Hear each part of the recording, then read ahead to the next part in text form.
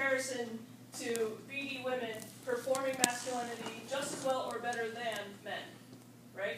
So they can walk just like a natural man, they can jive just like a natural man, they can drink up plenty of whiskey and strut their stuff, and when they get ready to spend their money, they know where they have to go, right? So I think that's have any of you heard that before? Yeah? Cool. All right. All right, so again, the popular imagination really of lesbians really manifested itself in 3 ways. The first was fear. So really, after the war, there became an increasing fear about the rise of lesbianism and its corruption of young women. Being a lesbian took on a political tone at this point that at this point was quite subtle. It was fighting for equal pay and fighting for a woman to exist outside the home, that kind of stuff.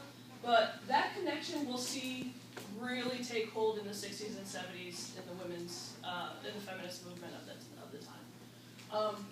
Anyway, so the first one is fear. This second picture here that is talking about glamorous and alluring, that is Radcliffe Hall and Lady Trowbridge. So, quite glamorous. But yeah, from a distance, lesbianism became chic as more and more artists, musicians, and writers were publicly out about their sexuality.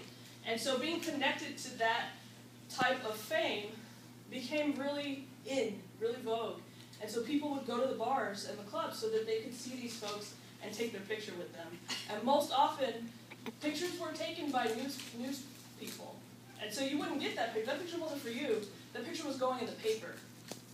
And you were announcing to all of society that you were cool because you were just photographed with Radcliffe Hall or any of the performers of the time. Right? So the other way that lesbians were imagined in popular culture is as a mannish or athletic woman. And we already talked a bit about this. Femme women, if they were depicted in popular culture, were often seen as like femme fatales, right? They were doomed to suffer their unattainable love, right? So they were never seen as a positive thing. It was seen as a woman that had somehow been led down the wrong path or had what we would see now as some sort of a mental health issue, right? And so again, I think this is the origin story of feminine visibility, but that's just my opinion. In that picture is Lulu, and Lulu was the owner of the first lesbian bar in Paris. It opened in 1931, and it was called Le Monaco. Now, I told you I'd come back to the monocle, right? So in this time period, wearing a monocle was the equivalent of waving a big gay flag. Lesbians would crop their hair short and wear tuxedos when they went out, and that went with wearing a monocle. So it was a very, if you Google like lesbians of the 1920s, you'll see all these pictures. Some of them just drew a circle around their eye, and like eyeliner, yeah, and then some of them would actually wear monocles. And so that picture of Lady Trowbridge from the beginning, right? She was in a tux, and that monocle was very prominent. So that idea of masculinity being correlated directly with lesbianism put into everybody's mind that that was the way to perform lesbianism, and the only one. Yeah. Le Monaco stayed open until the 40s, which, if you all know your history, Paris in the 40s became occupied by Germany, right? And so the Nazis were persecuting gay people at the time, and so the bar had to close. It's still there. The bar itself is still there, and they have like a plaque for it, but it never reopened in the same way after World War II. So, all right, I have a quick video for you, and this really shows you the heterosexual man's way of trying to understand what was happening with gay and lesbian culture. So it's kind of funny. It's kind of funny, but also you can see where a lot of stereotypes happen, and like broad generalization and stuff like that. So.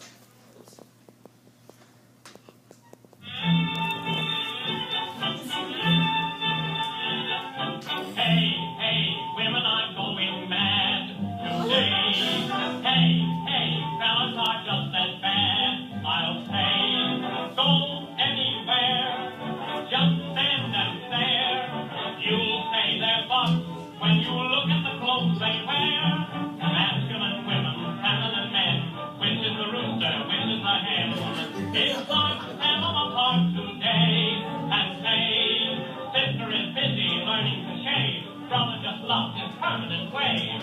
It's time to tell them apart today.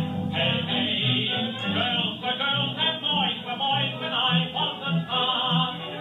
Now we don't know who is who or even what's what. Knickers and trousers, baggy and wide, nobody knows who's walking inside. Those masculine women and feminine men.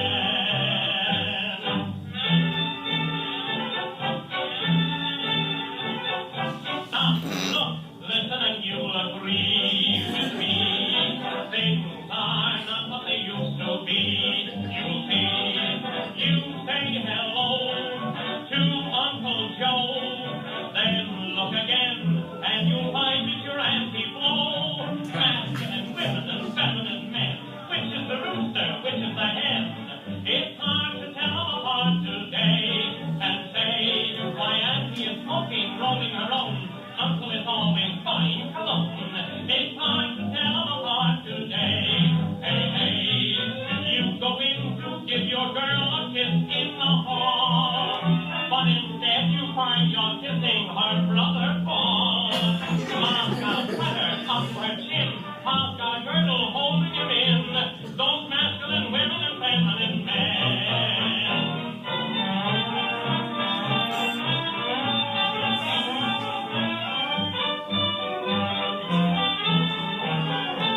Now Mikey is playing billiards in school. Mommy is dressing the kitty for school. It's hard to tell them apart today.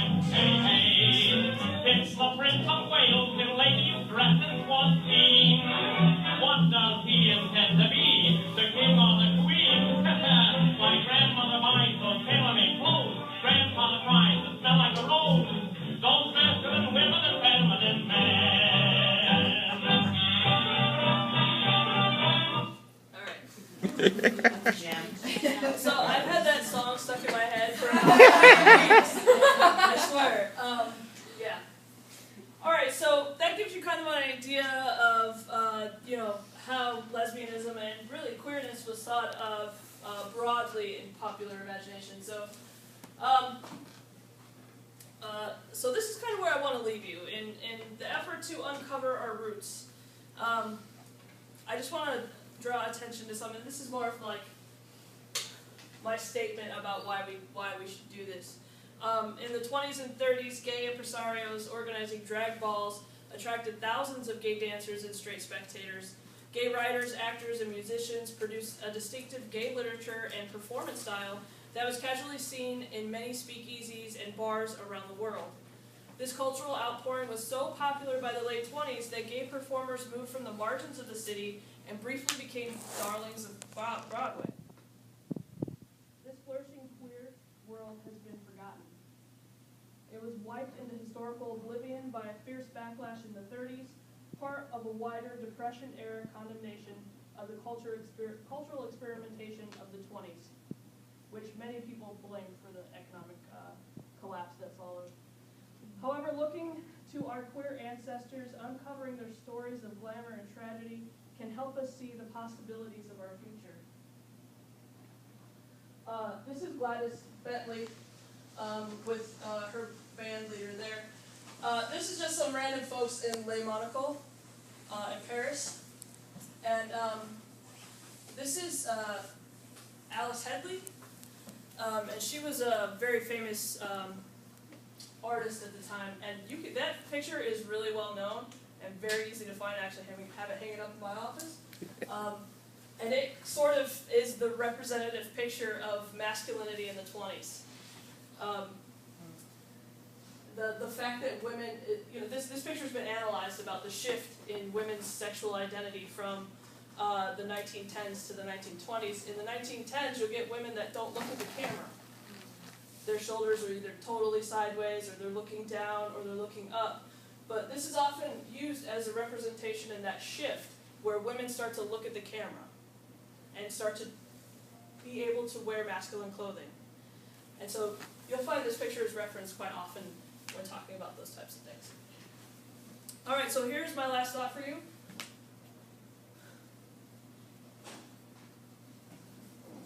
How many of you know who Gabby Rivera is? She wrote the America Chavez comic series for Marvel, and America Chavez is the first queer Latina superhero. It had a 12-issue run. It just ended in April. Gabby Rivera also wrote a really amazing book called Juliet Takes a Breath, which is also about a Puerto Rican lesbian teenager who's sort of trying to discover themselves and figure out who they are.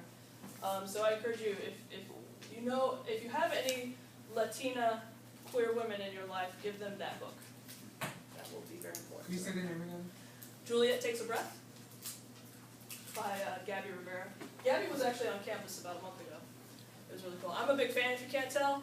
I got to be her point person for the day, so it was pretty awesome. I took her out for hot chicken. All right, so if y'all don't have any questions for me, I'm done. I will take questions, though, if we have time. Do we have time?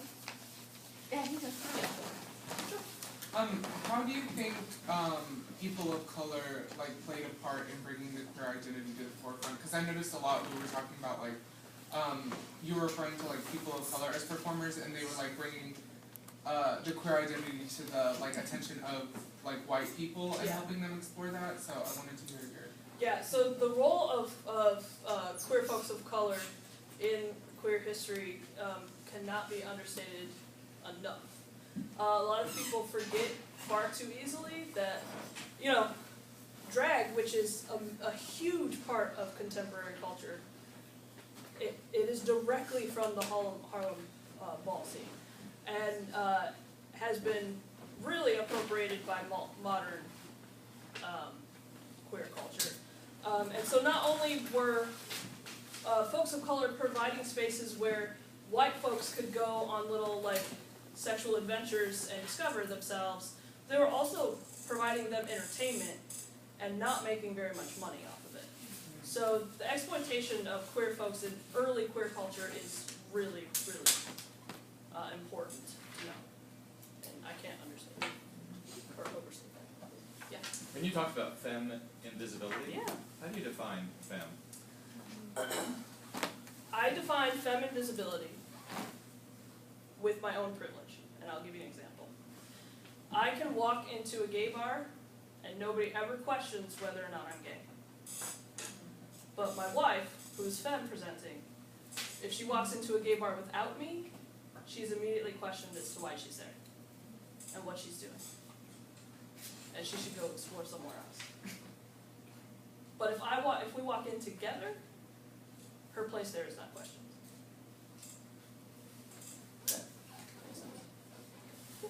I'm sorry, I came in a few minutes late. Sure. Is my understanding that part of the, and I don't know, there's probably no answer to this. So, do some people think that the reason why lesbians started to present as more masculine is, whatever that means, in order to be allowed a path to love a woman? Is that the history of that?